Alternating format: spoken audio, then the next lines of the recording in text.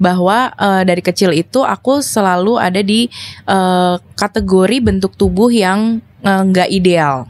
Jadi selalu dalam kategori cabi, gendut. Tanggung jawabku berubah.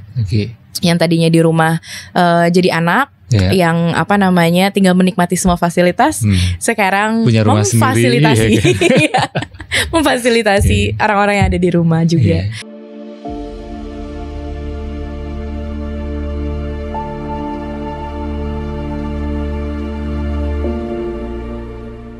Karena namamu itu Uchita Pohan ya, bener ya? Nama panggung. Nama panggung. Tapi panggilannya kan Uchit. Iya betul. Iya. Okay. Tapi bukan nama di akte gitu maksudnya. Oh, nama di aktenya nggak perlu ya, nggak perlu. Ada sih kalau googling. Iya. Tapi aku nggak mau ke situ sih. Sebenarnya aku kepengen mengingat kita ketemu pertama itu kapan Uchit ya? 2019. Tahu nggak kenapa aku ingat? Kok bisa kamu ingat? Aku lagi patah hati waktu itu. Itu momentum dalam hidup. Oh gitu. Iya. Terus ketemunya di Instagram atau di online dulu? Offline dong. Aku ikut kelasnya Mas Aji. Oh di Menteng itu ya, di daerah Menteng itu. Apa sebelumnya mungkin udah pernah ngobrol online kali ya? Tapi bukan dari Mbak Sesa ketemunya? Aku sih dikasih taunya sama Mbak Sesa, sama manajerku, ngasih tahu nih kalau daripada lo galau-galau mendingan ikut kelasnya Mas Aji gitu. Oh, ikutlah aku 2019. Sebelum pandemi berarti ya? Ya. Oke. Nah, lumayan jauh sebelum pandemi. Ya, sebelum itu saya kepengen ngasih tahu dulu obrolan ini ya teman-teman ya. Meskipun ada saya bukan berarti ini obrolan yang konseling gitu ya. Karena biasanya gini Cid, biasanya setiap kali ada aku di sebuah kesempatan banyak orang membacanya bahwa oh ini konseling ini gitu. Nggak, ini obrolan temen ya. Jadi obrolan tongkrongan gitu. Jadi ada nongkrong banget ya.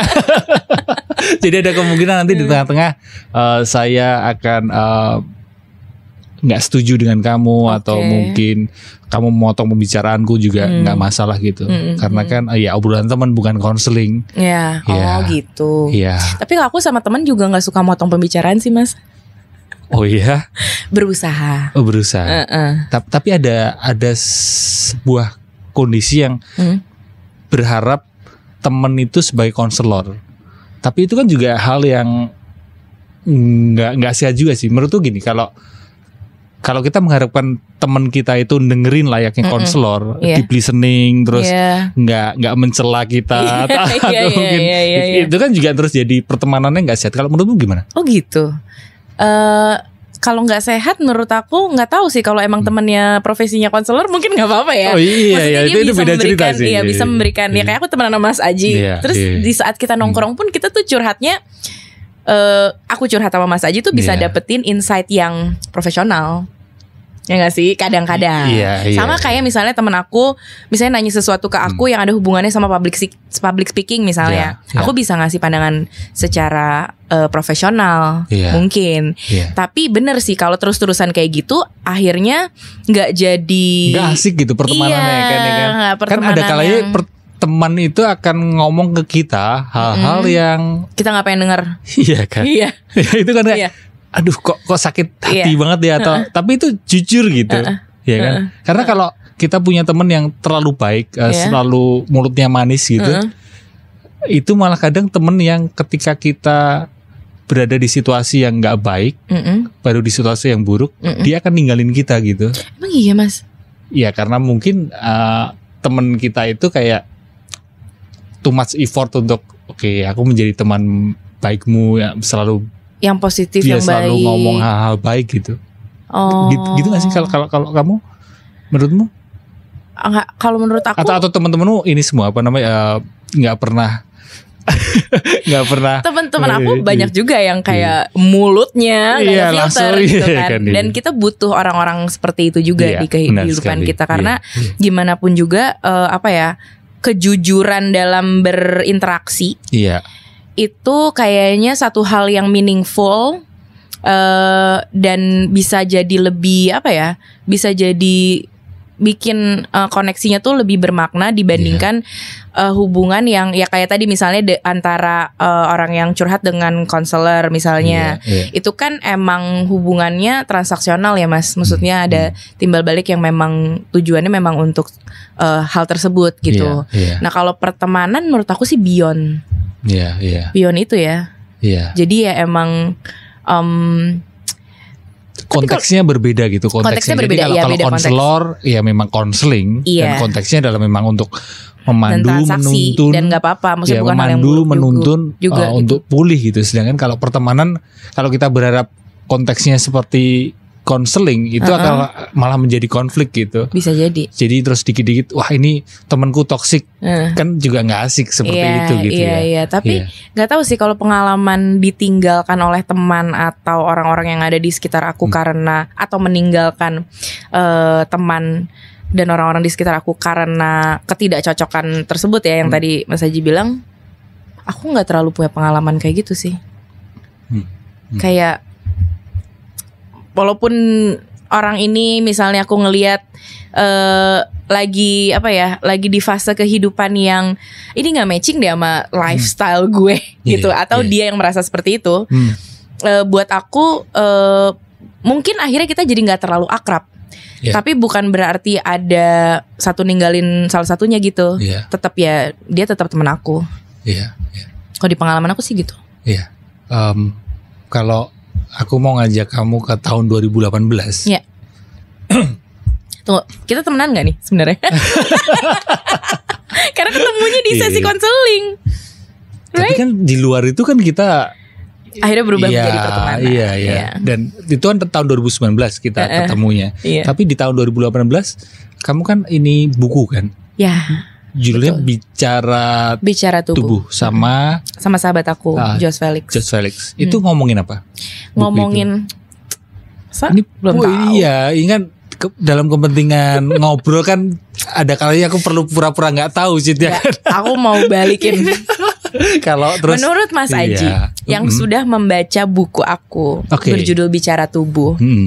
Dan buku itu gambarannya gini ya, buku itu buku kolaborasi aku sama sahabat aku Josh Felix, yang mana Josh sebagai fotografer itu memotret bagian-bagian tubuh manusia. Kemudian aku sebagai penulis, aku memberikan narasi bergaya puitis terhadap tiap foto-foto yang ditampilkan. Udah kebayang nih berarti ya yang nonton ya, kayak gitu konteksnya.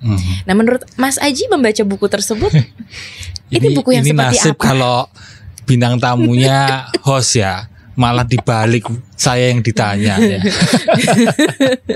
Ya kalau yang saya baca kan buku itu kan lebih ke menyuarakan tentang penerimaan, acceptance, tentang body positivity, ya. Bagaimana kita melihat atau rethinking, memikirkan ulang standar-standar kecantikan atau rethinking about standar tubuh kita gitu di tengah maksudnya menerima tubuh kita di tengah standar-standar masyarakat yang mungkin itu perlu dipikirkan ulang gitu.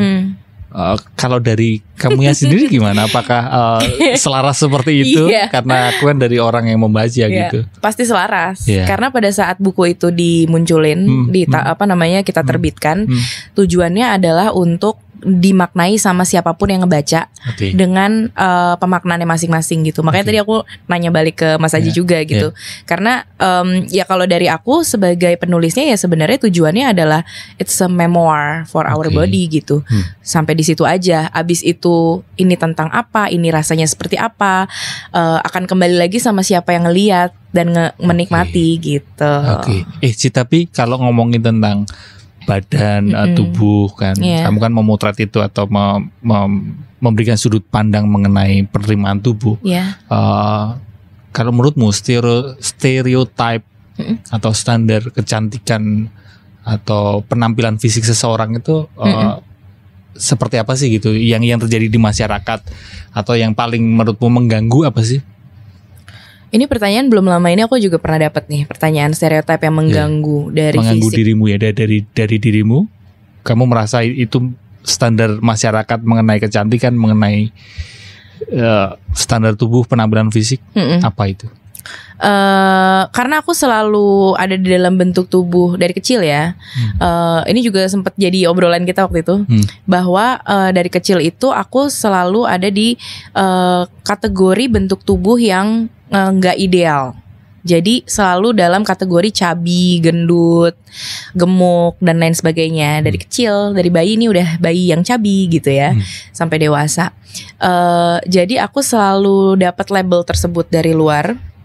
Dan yang paling, kalau stereotip yang buat aku paling ganggu adalah orang yang bilang bahwa orang gemuk atau orang gendut tuh pasti pemalas. Oke. Stereotipnya kayak gitu. Dikaitinnya kayak selalu gitu. Seperti itu ya.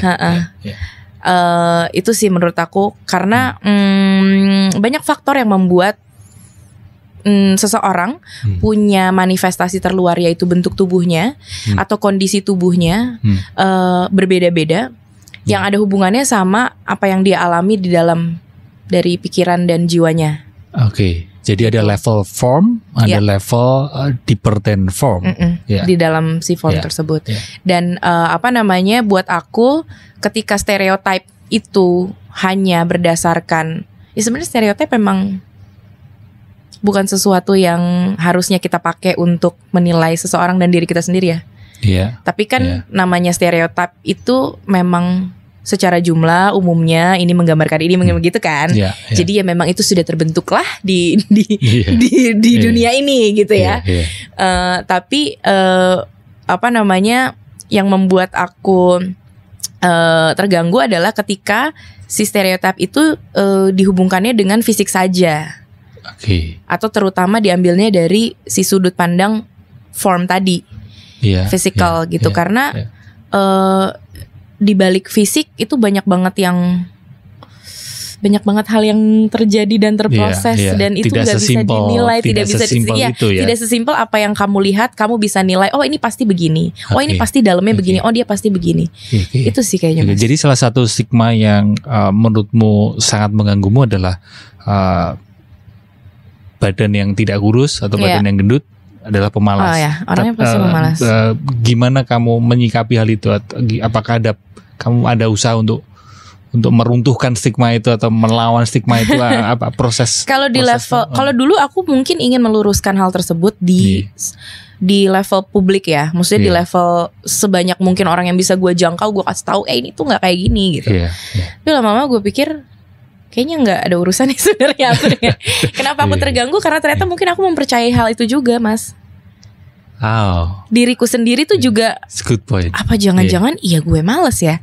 Tapi kalau dilihat dari kesibukan aku, aku lebih nggak males dari banyak teman-teman lain yang mungkin badannya langsing. Maksudnya itu sesuatu yang boleh dinilai, boleh diadu gitu istilahnya.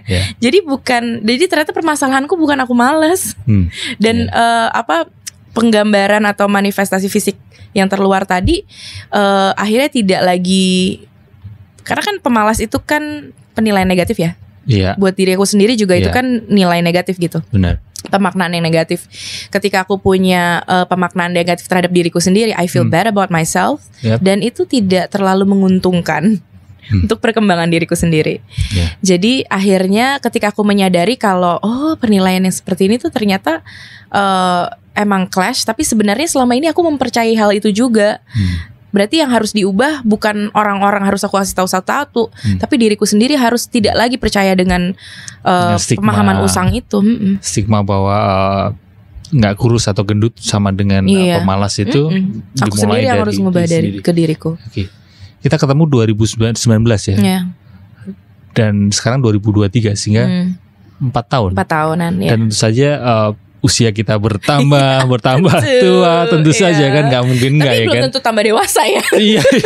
yang masih lebih tua kan, tambah usianya. Iya benar. Menurutmu adulting itu gimana? Waduh, ini nih. Bridgingnya bridgingnya oke kan tadi kan dari lumayan agak patah kasar.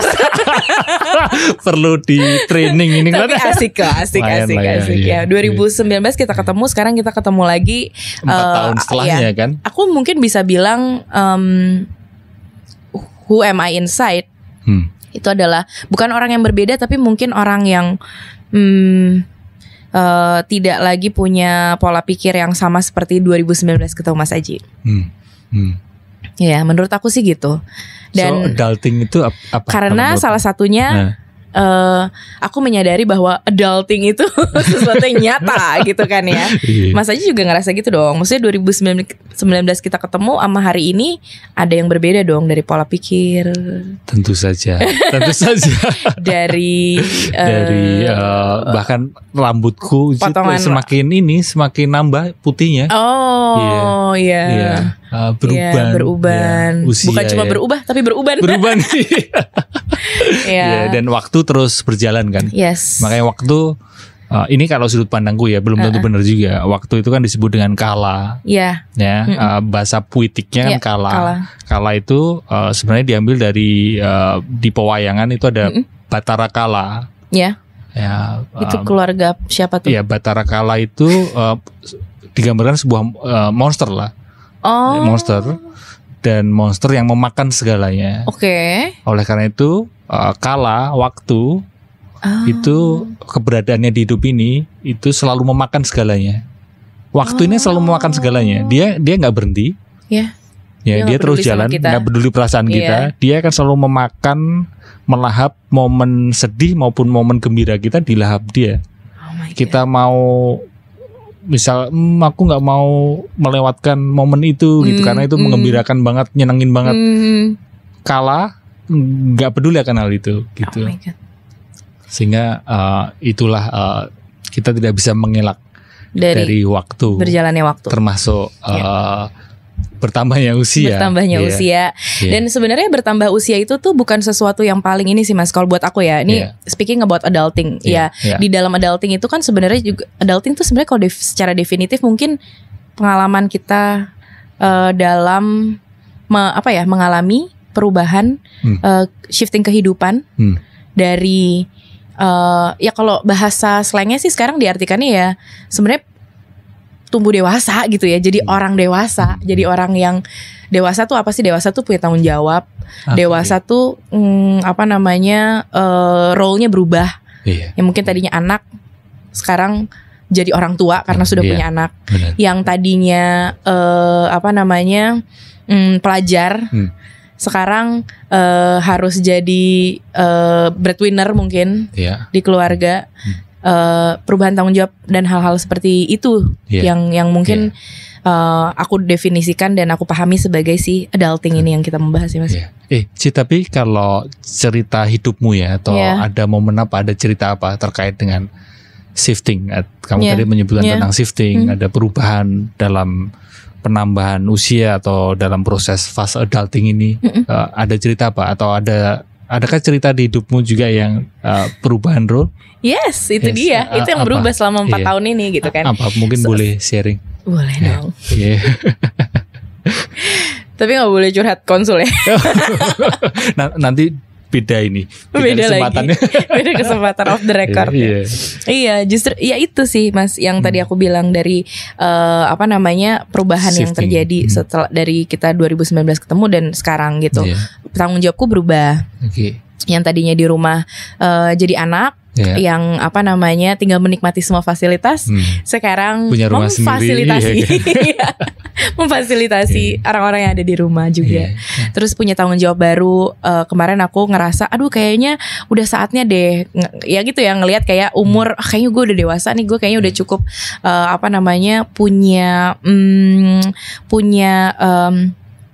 punya bukan kesempatan ngomongnya ya, keselarasan, punya hak juga sih untuk menjalani kehidupan aku dengan cara yang aku mau.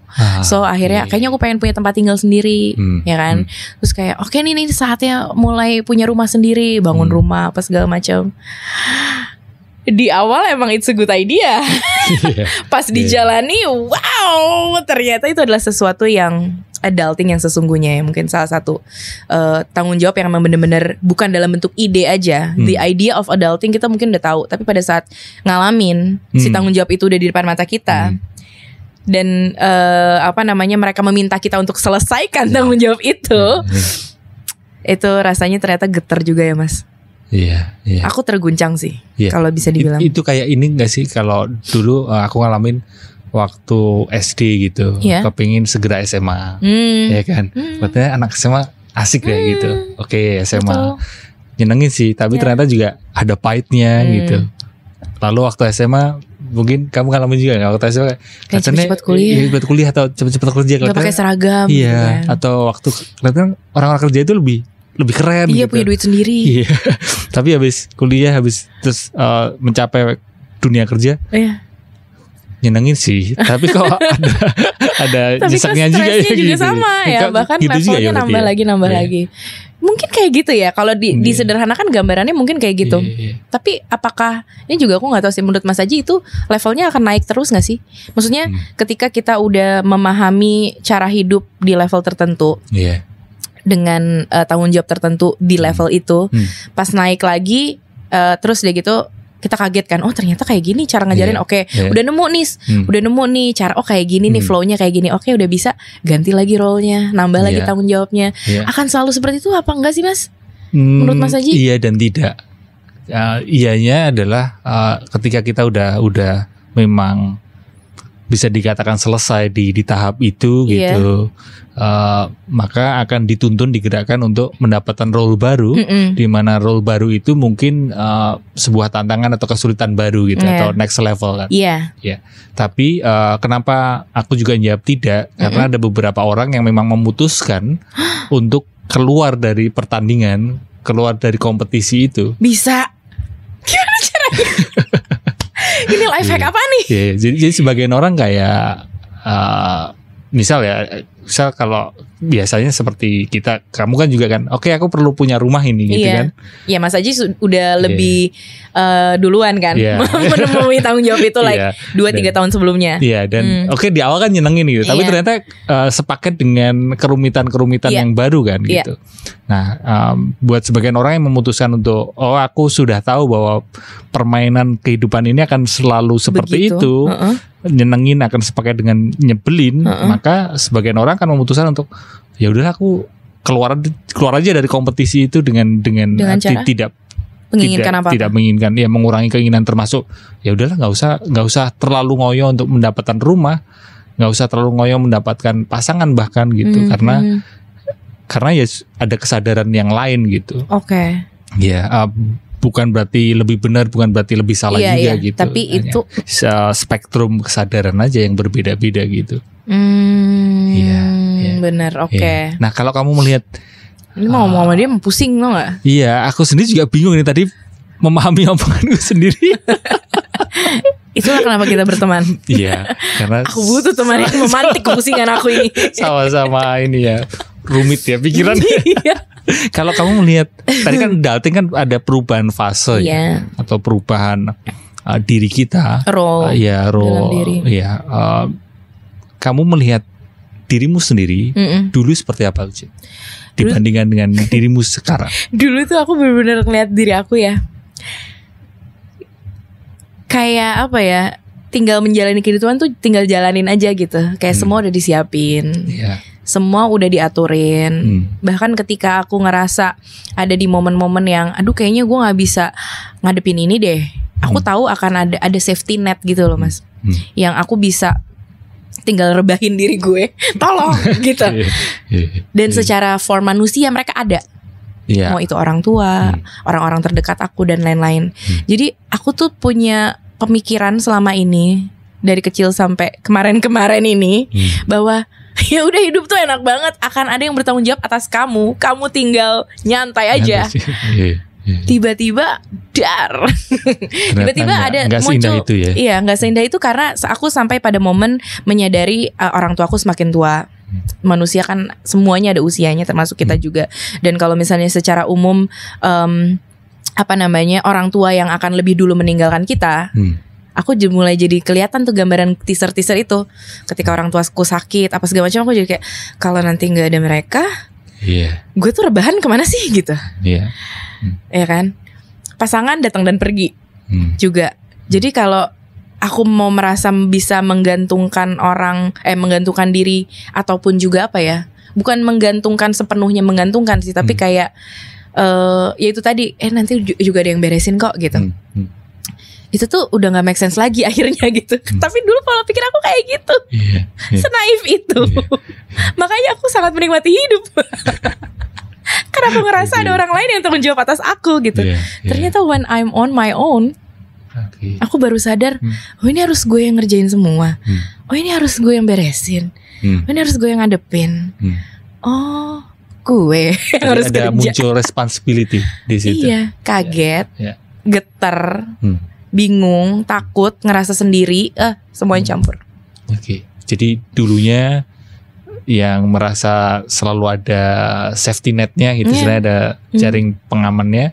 Jadi sekarang Uzid melihat, kamu melihat dirimu sendiri, muncul ada tanggung jawab dan untuk diri sendiri, plus juga jadi safety net buat orang lain justru. Karena kan posisinya udah berkebalikan ya, maksudnya yang dulu aku difasilitasi keluarga, sekarang ya udah usianya aku yang merawat dan memfasilitasi gitu.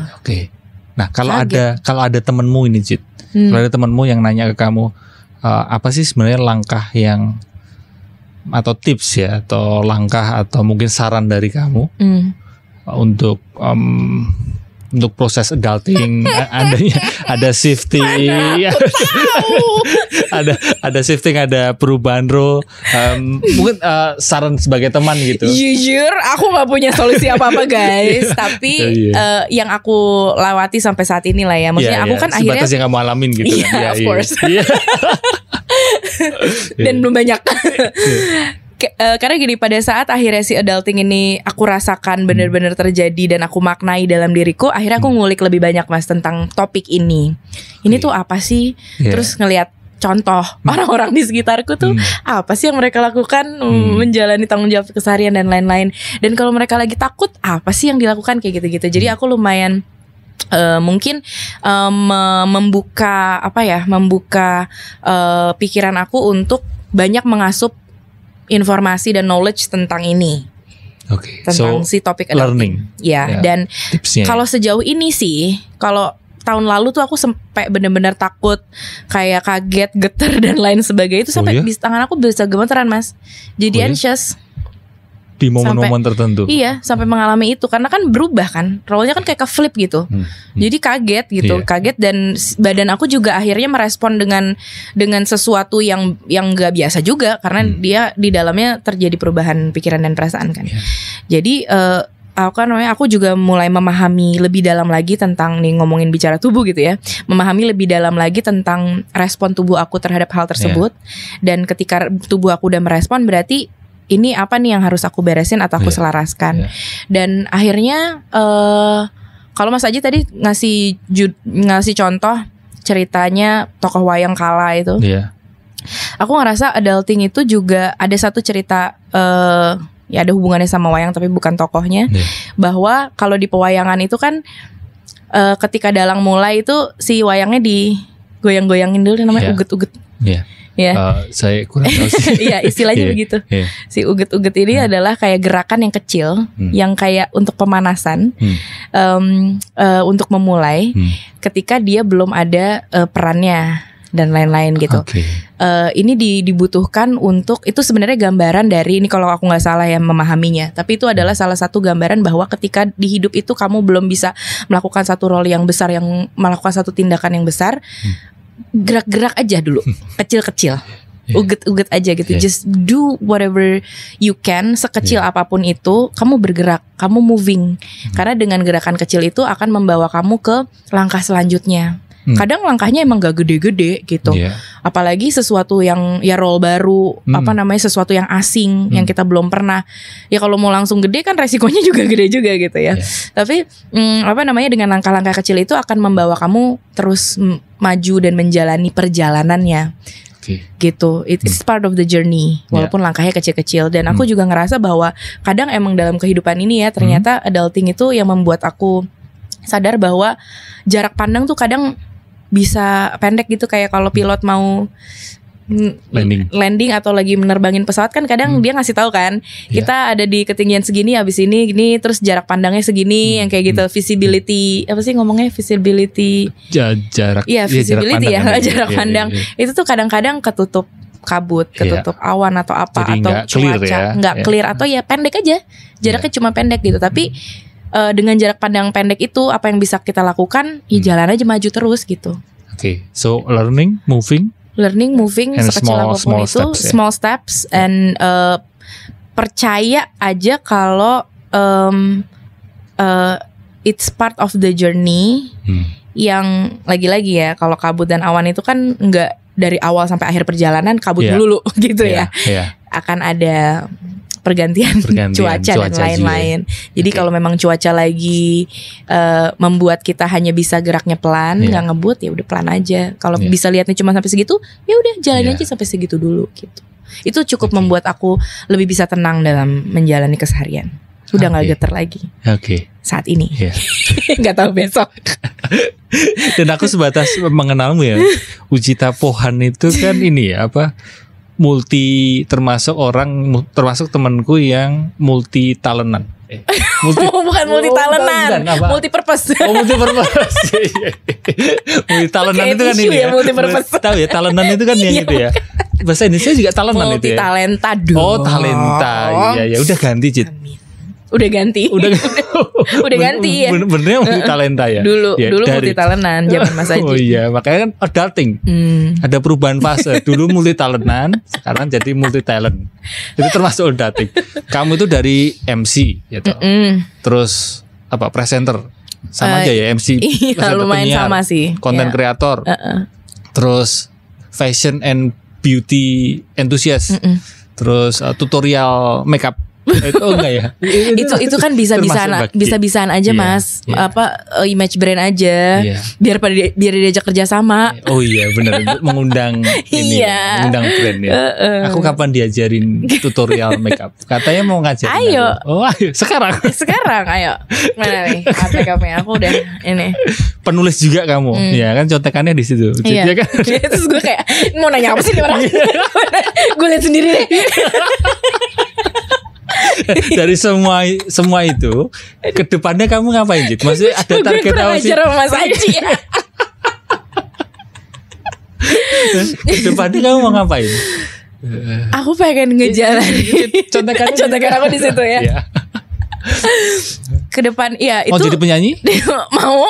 Mau kerja serabutan soalnya anaknya Mas. Termasuk ini kamu kan ini juga bintang film, beberapa film loh. Ini Ucit gitu. Kayak spesialis cameo. Mau jadi penyanyi atau stand up comedian atau masuk ke politik mungkin? Itu bisa jadi semuanya punya kemungkinan Mas. Karena kalau buat aku akhirnya dengan yang tadi Mas Aji ceritain gitu ya, bahwa aku host ngerjain ini ini itu. Akhirnya role yang banyak ataupun peran yang banyak sebagai seorang profesional itu juga ternyata punya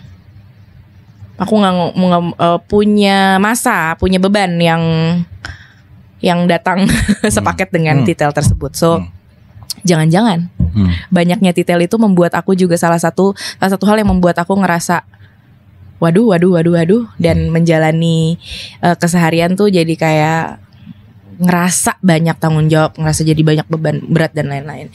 Akhirnya sekarang ini aku kalau misalnya dibilang target atau tujuan atau keinginan yang aku pengen dalam menjalani hidup sih, cuman aku pengen ngejalin role aku dengan sebaik mungkin aja sih, yaitu dengan cara menyelesaikan tanggung jawab yang ada di depan mataku dan juga mengambil kesempatan dan melakukan sebaik-baiknya apapun jenisnya di depan mataku yang menurut aku bisa atau punya kapabilitas untuk lakukan. Berarti tidak ada plan. Kamu hanya secara detail lebih membuka diri untuk menerima apapun yang akan menghampirimu.